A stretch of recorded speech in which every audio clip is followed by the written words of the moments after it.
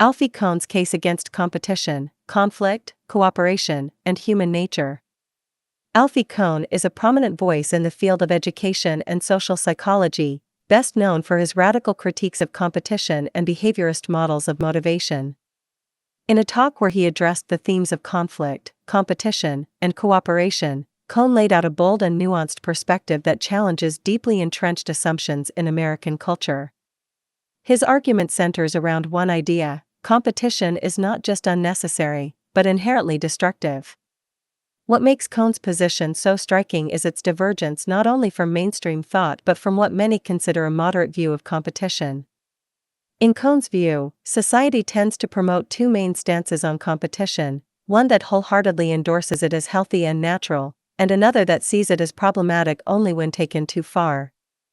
Kohn rejects both. He proposes a third, rarely discussed stance: that competition is harmful by its very nature and should be eliminated altogether from key areas of life such as education, the workplace, and family dynamics. The problem with language: cooperation versus compliance. Kohn begins his argument by examining the way language obscures meaning in discussions about conflict and cooperation. Words like cooperation and conflict are often used imprecisely, which causes confusion and hinders serious discussion.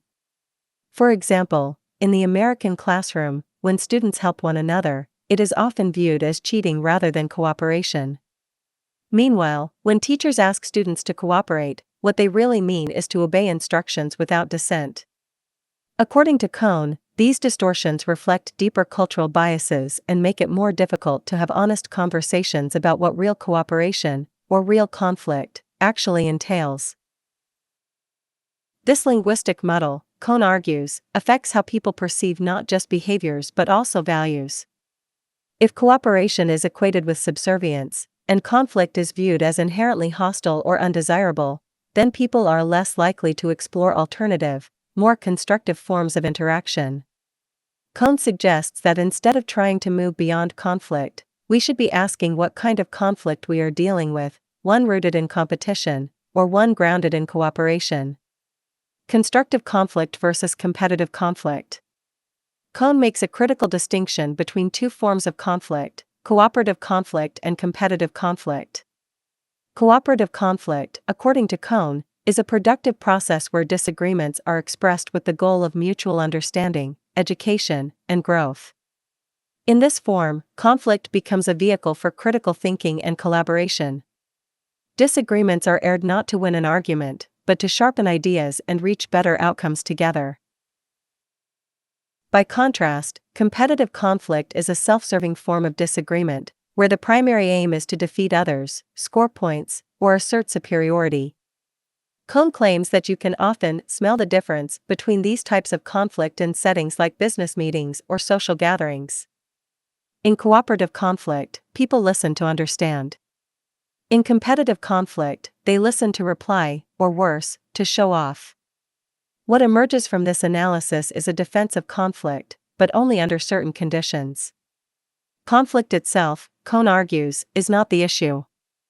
The issue is the context, whether the disagreement is grounded in a cooperative framework or a competitive one. Cooperative conflict, when done well, is actually beneficial. It fosters better ideas, deeper relationships, and more effective problem solving. Competition, a cultural orthodoxy. The most provocative part of Kohn's argument comes when he turns his attention directly to competition. He points out that most Americans accept competition as a given, almost like a law of nature. They believe competition is either inherently good or at least useful in moderation. The phrase healthy competition is frequently used without question. Kohn calls this idea a myth. Having reviewed more than 400 studies while writing his book No Contest, Kohn came to a startling conclusion: competition is not merely problematic in excess, but counterproductive in any amount. He argues that the very structure of competitive systems, what he calls mutually exclusive goal attainment, ensures that one person's success depends on another's failure. This makes competition inherently antagonistic, even in its mildest forms. He distinguishes between two types of competition: structural and intentional. Structural competition refers to systems where success is defined by beating others. For instance, in a sport like tennis, your goal is not just to perform well, but to prevent your opponent from succeeding.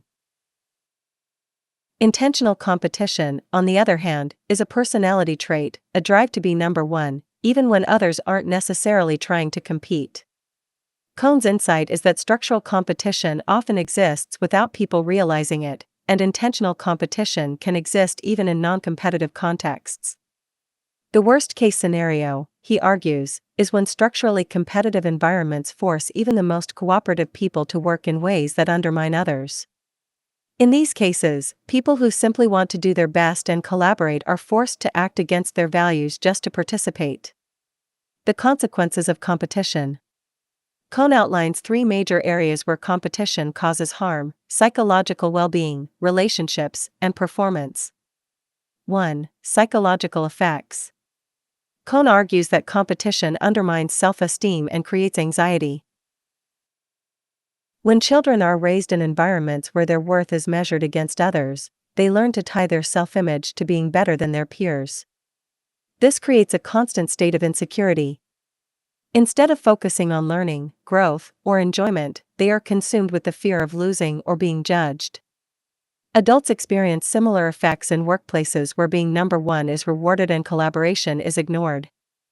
2. Interpersonal relationships. Competition damages relationships by fostering distrust, resentment, and isolation. When success is defined as being better than others, then others become obstacles. This makes true cooperation nearly impossible. Even friendships and family relationships suffer under the weight of competition. Instead of supporting each other, people become suspicious and guarded. In classrooms, children are reluctant to help peers because doing so may hurt their own chances of being recognized or rewarded. 3. Performance and excellence. Perhaps the most surprising part of Cohn's argument is his claim that competition actually reduces performance. Contrary to popular belief, competition does not motivate people to do their best. Instead, it narrows focus, reduces creativity, and stifles innovation. Cohn's review of hundreds of studies shows that in schools and workplaces, cooperation consistently leads to better outcomes. He emphasizes that the more complex the task, the more competition fails. In settings that require creative thinking, problem-solving, and collaboration, competition hinders progress. Cooperation, by contrast, encourages open exchange of ideas and mutual support, which are essential for tackling complex challenges. This finding is counterintuitive in a society that worships competition as a driver of success. But Cohn insists that the research is clear: excellence requires cooperation, not rivalry. Myths of competition. In No Contest, Cohn also takes aim at what he calls the 4 central myths of competition. While he only briefly alludes to them in this particular speech, his broader work elaborates on these myths. Competition is more productive. Cohn argues this is false. The evidence overwhelmingly shows that cooperative environments lead to better learning, higher quality work, and more sustained motivation. Competition builds character. On the contrary, Cohn claims it fosters hostility, anxiety, and low self-worth. Competition is unavoidable. This is a cultural illusion. While some societies treat competition as a default mode, others emphasize collective success and cooperation, and they function just fine. Competition is fun. Cohn argues that what people enjoy in competitive settings is often the activity itself, not the competition. Once you remove the competitive elements, the joy of the game, the challenge, and the engagement remain. Competition versus success. A key part of Cohn's argument is the distinction between success and victory. These are not the same, though they're often treated as such in American culture. Success is about doing well. Victory is about doing better than others. The former is individual and internally defined, the latter is comparative and externally imposed. This confusion causes people to think they must beat others in order to succeed. Cohn insists that this belief is not only false but damaging. It distracts from real achievement and replaces it with a shallow pursuit of status. By conflating success with winning, society sets people up to fail, not only those who lose the contest, but even the winners, who often achieve their goals at the cost of relationships, integrity, and intrinsic motivation. Beyond competition, a call for cooperation. Cohn doesn't just critique competition, he advocates for a different model altogether. He envisions environments, classrooms, workplaces, families, where cooperation is the norm. In such settings, people support each other, share ideas, and work toward common goals. Conflict is not eliminated, but it is constructive and grounded in mutual respect. This model is not utopian, Cohn argues.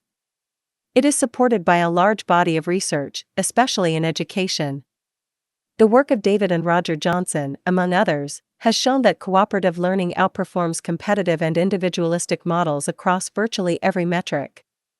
Moreover, Cohn insists that cooperation is not merely a moral or emotional choice, it is a practical one.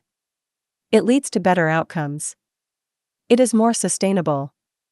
And it reflects the kind of society we should want to live in, one where people can thrive without stepping on others to get ahead. Final thoughts. Alfie Cohn's argument is both radical and rigorously supported.